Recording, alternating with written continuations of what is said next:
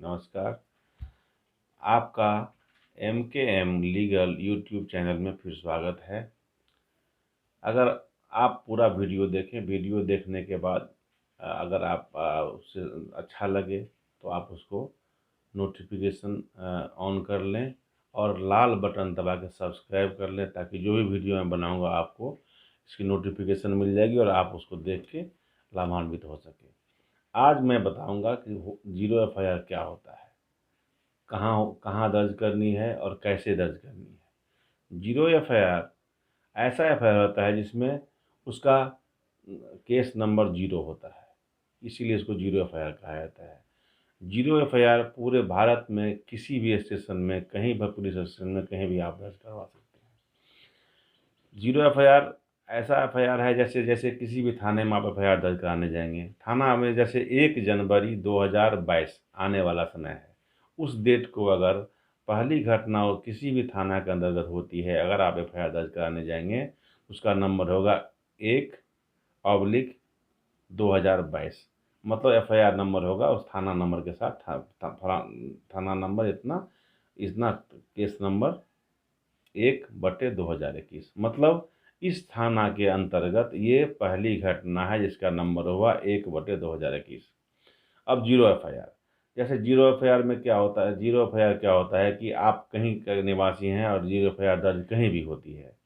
Zero FIR की शुरुआत तब से हुई, तो आपको सभी को पता होगा कि दिसंबर 2012 में दिल्ली में एक लड़की और उसके दोस्त के साथ मारपीट की गई थी। लड़के के साथ गैंग रेप हुआ था।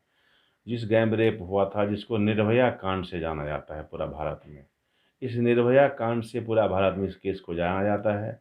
वो जब घटना घटी तो पूरा देश स्तब्ध रह गया। उसके बाद भारत सरकार द्वारा एक जस्टिस वर्मा कमेटी का जो है सो गठन किया गया। उन्होंने अपना रिपोर्ट दिया और new criminal law amendment act 2013 बनाया गया, जिसके तहत इस बात की जीरो एफआईआर करने की इसमें जो है सो व्यवस्था दी गई। इसमें ऐसा होता है कि किसी भी कॉग्निजेबल ऑफेंस जो आपके साथ घटती है, तो आप निवासी कहीं के हो कोई फ़र्क नहीं पड़ता है। अगर मान लीजिए सपोज़ करें कि आप दिल्ली के निवासी हैं, घटना आपके साथ नोएडा में हो गई, और अगर आप कहीं वहाँ से किसी कारणवश कहीं और जगह आपको फेंक दिया गया, या मतलब किसी दूसरे ज़िला में या किसी दूसरे जगह फेंक दिया गया, या वहाँ पर आपको डंप करके चला गया, कोई घटना करके जैसे कि रेप करके कहीं फेंक दिया गया, तो जहाँ पर आपको रिकवरी होगी वहाँ पर भी आप एज इट इज़ जो है सो यहाँ पर एफआईआर दर्ज करवा सकते हैं। क्योंकि घटना कहाँ हुई इससे मतलब नहीं है, मतलब ये ऐसा ऐसा केस है, उस रिपोर्ट के आधार पर, वर्मा कमेटी की रिपोर्ट के आधार पर ये जीरो एफआईआर की व्यवस्था दी गई। जो आप वहाँ होगा, इसमें ऐसा किया जाएगा, वहाँ करने के बाद उस केस को जहाँ जहाँ जहाँ की घटना होती है, जहाँ पर उसका प्लेस ऑफ अकरेंस होता है, जहाँ पर घटना घटती है, उस थाने को ये उसको ट्रांसफ़र कर देंगे। जीरो एफआईआर करने के बाद उसको ट्रांसफ़र करके वहाँ भेज देंगे। वहाँ पर जो है सो आईओ उसका नियुक्त होगा और वो उसको केस को इन्वेस्टिगेट करेंगे। इन्वेस्टिगेट करने के बाद जो केस की आगे प्रक्रिया होती है वो करेंगे। जैसे नॉर्मली देखा जाएगा, कोई भी आदमी यात्रा ट्रेवल करता है बराबर पूरा इंडिया में यहाँ से वहाँ, और आपके साथ कोई घटना घट जाती है। जैसे बॉम्बे में आप ट्रेवल कर रहे हैं, कोई घटना घट गई और इतनी जल्दीबाजी में थे कि आपको वहाँ से आना पड़ गया पटना। तो पटना में जाने के बाद आपके साथ जो घटना घटी, आप पटना में भी जीरो एफआईआर दर्ज करवा सकते हैं। यहाँ पर कोई भी अगर कॉग्निजेबल ऑफेंस आपके साथ हुआ है, कॉग्निजेबल ऑफेंस का ऑफेंस होता है कोई भी, तो आप वहाँ पटना में एफआईआर दर्ज करवा देंगे। वहाँ के पुलिस वाले उस चीज़ को, स्टेटमेंट को रिकॉर्ड करेंगे। इन्फॉर्मेंट का वहाँ सिग्नेचर ले लेंगे। सिग्नेचर लेने के बाद जो है एक डुप्लीकेट कॉपी, जो दूसरी कॉपी डुप्लीकेट कॉपी होगा वो इन्फॉर्मेंट को दे देंगे। आइडेंटिफिकेशन नंबर भी आप चाहें आप थाना से ले लें, और केस को वहाँ के जो ऑफिसर इंचार्ज है उसको ये ट्रांसफ़र कर देंगे कंसर्न पुलिस स्टेशन में। जैसे महाराष्ट्र से आप आए हैं या बॉम्बे से आप आए हैं, तो बॉम्बे में जिस थाने में ये घटना घटी है आपके साथ, उस थाने के उस थाने में उस केस को भेज दिया जाएगा। आप लोगों को बहुत ही बहुचर्चित केस के बारे में पता होगा, जो आसाराम बापू जी के साथ हुआ, आसाराम बापू वर्सेस स्टेट। आसाराम बापू ने एक 16 साल की लड़की के साथ जोधपुर राजस्थान के अपने आश्रम में उन्होंने बलात्कार किया था। उसके बाद उस लड़की का निवास स्थान उत्तर प्रदेश का था। वो वहाँ पर गई थी, वहाँ पर दीक्षा लेने या वहाँ पर आश्रम में गई थी, उसके साथ ये घटना हुई। उसके बाद वहाँ से वो वापस अपने घर चली आई। उसका घटना हुआ जोधपुर राजस्थान में। उसका घर है उत्तर प्रदेश। उत्तर प्रदेश वापस आने के बाद ये एफआईआर जो है उन्होंने दिल्ली में दर्ज करवाया। एक चूँकि दिल्ली में किसी रिश्तेदार के साथ या कहीं दिल्ली में रहती थी, या दिल्ली में जाके उन्होंने एफआईआर दर्ज किया। वहाँ जीरो एफआईआर दर्ज हुआ और उसको ट्रांसफ़र कर दिया गया जोधपुर।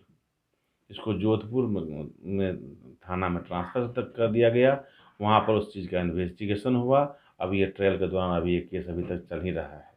अगर कोई भी पुलिस ऑफिसर जीरो एफआईआर दर्ज करने में आनाकानी करता है या नहीं करता है, तो उसके विरुद्ध भी कानून में प्रावधान है। 166 ए आईपीसी भारतीय दंड संहिता के तहत प्रोसिक्यूट किया जा सकता है और डिपार्टमेंटल एक्शन भी उस पुलिस ऑफिसर के दिया लिया जाता है। उनमें 6 महीना से लेकर 2 साल की सज़ा होती है। ऐसा भी इनके साथ हो सकता है। दोस्तों, तो ये आपका जीरो एफआईआर हुआ। जीरो एफआईआर होता है ऐसा ही। जीरो एफआईआर में आप पूरे भारत में कहीं भी किसी के साथ कोई घटना कॉग्निजेबल ऑफेंस होना चाहिए। अगर किसी महिला के साथ ये ऑफेंस होता है तो इसको महिला ऑफिसर ही अटेंड करेगी, महिला ऑफिसर ही उसके स्टेटमेंट को रिकॉर्ड करेगी। यही इसी तरह से जीरो एफआईआर दर्ज होती है। भारत के किसी भी थाने में आप जहाँ पर आप अवेलेबल हैं, आप जहाँ पर जाते हैं घटना होने के बाद, वहाँ पर आप करवा सकते हैं। पुलिस ऑफिसर उसको मना नहीं करेंगे। अगर मना करेंगे तो उनके विरुद्ध भी कार्रवाई करने का प्रावधान है। और वो प्रावधान होने के बावजूद भी ऐसा लोग करते हैं तो ठीक है, पर आप करेंगे उनको विरुद्ध कार्रवाई की जाएगी। अगर ये आपको वीडियो अगर आप वीडियो ये लाइक करते हैं, पसंद करते हैं, आपने पसंद किया है, तो आप रेड बटन दबा के सब्सक्राइब कर लें और नोटिफिकेशन को ऑन कर लें, ताकि आपको अगला मैं वीडियो जो भी बनाऊंगा आपको नोटिफिकेशन मिल जाएगा। और नोटिफिकेशन मिलने के बाद उसको आप देख सकें, लाभान्वित हो सकें। अगर आपके मन में किसी भी तरह का कोई क्वेश्चन हो, कुछ बातें हो, कुछ कहना हो, कुछ सुनना हो, आप हमें ईमेल कर सकते हैं या हमें आप ईमेल करके बता सकते हैं। तो मैं उसके में आपको उसके बाद में अगला वीडियो मैं उसी आधार पर उस हिसाब से बना सकता हूँ। धन्यवाद।